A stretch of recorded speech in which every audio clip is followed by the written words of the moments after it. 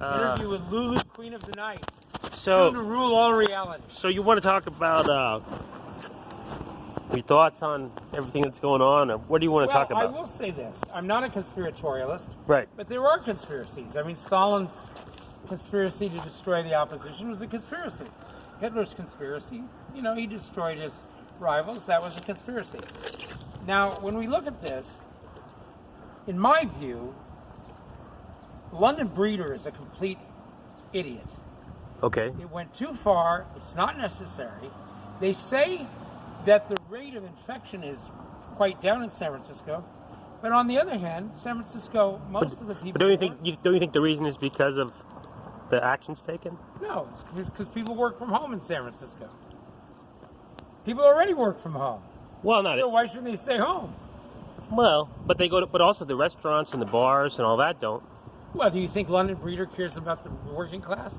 Let me bring up an interesting quote because, I always like to go back to Bosnia. I was watching a spectacular doc on the Bosnian War because in many respects I have to contrast this with the way the Bosnians responded to that disaster. They responded with great social discipline, but certainly not by social distancing, by social solidarity. And there was a quote in there, and it was that when the Serbs were shelling Sarajevo, Sarajevo had the first daytime curfew in the world. Well, now daytime curfews are normal. Right.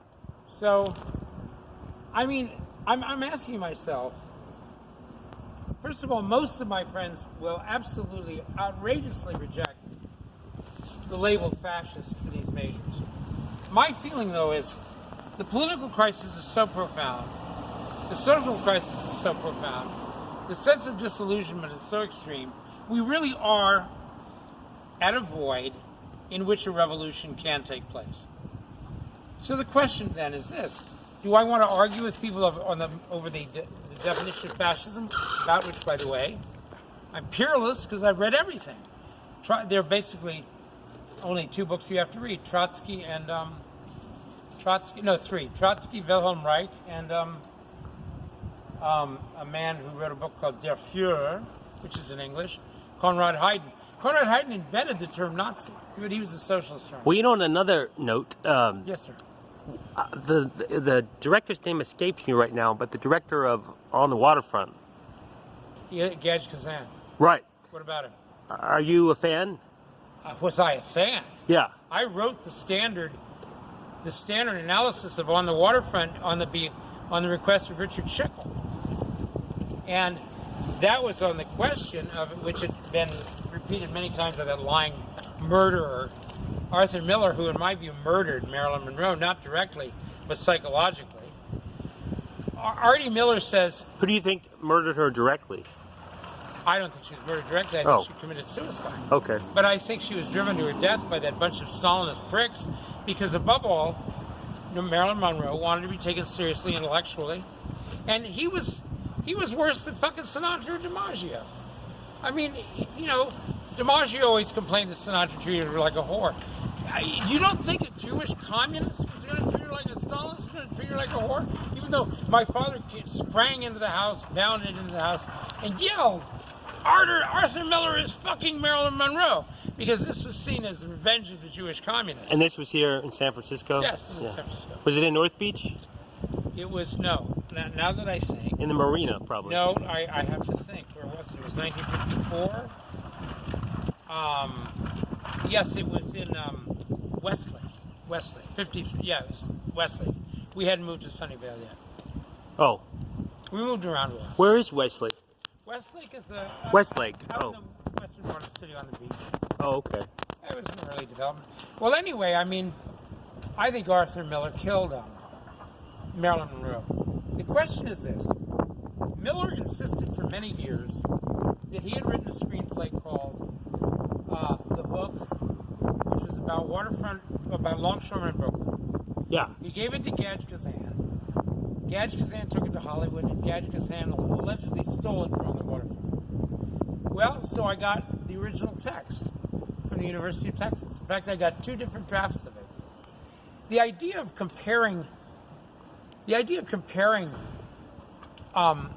this play by Arthur Miller called The Strike, or The Hook, to on the waterfront is pretty much the same as comparing a rowboat to a fucking battleship.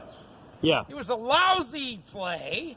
It was a complete rip-off of Odette's excellent communist play, Waiting for Lefty, and I've always wanted a mounted production of Waiting for Lefty, in which I would play, not now, I would not, but I wanted to play the corrupt union official. But the point is, it was primitive garbage. Primitive garbage. So then you go and you look at Gedge Kazan's work, which really is Bud Schulberg's work. This is Bud Schulberg's screenplay. What did Bud do?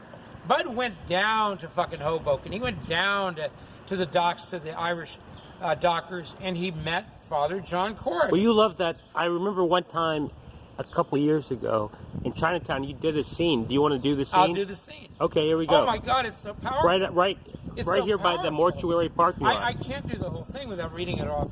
Well, you know, whatever you want. No, listen, Zach.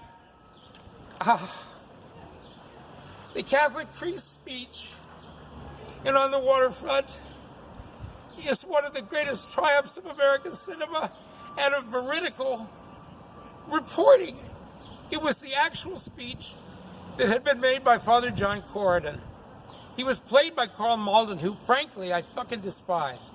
Carl Malden is a Serb ultra-nationalist. His real name is Mladenovic. I despise him. But did you like his acting? He's a great actor. And in that, oh my God, I can't recite the whole thing, but I can certainly say what it was. Okay. So what happens? They've killed the dissident. He's lying dead in the hold of the ship. The Catholic priest shows up. They throw things at him. They tell him to go back to his church. He stands there. He brushes off the trash they've thrown at him. And he says, some of you guys think that Jesus only matters on Sunday. Well, you better wise up. When you're in the shape up knowing you had to pay a bribe to get a job, Jesus watches you. When your woman can't find the money to get enough groceries for your kids, Jesus is watching. When the corrupt union kills a good man like Piggy Doyle, Jesus is watching. Jesus is with you in the hold of this ship. So one of these trash guys throws a can at him and says, go back to your church. He says, this is my church. It is one of the finest moments in American movie making.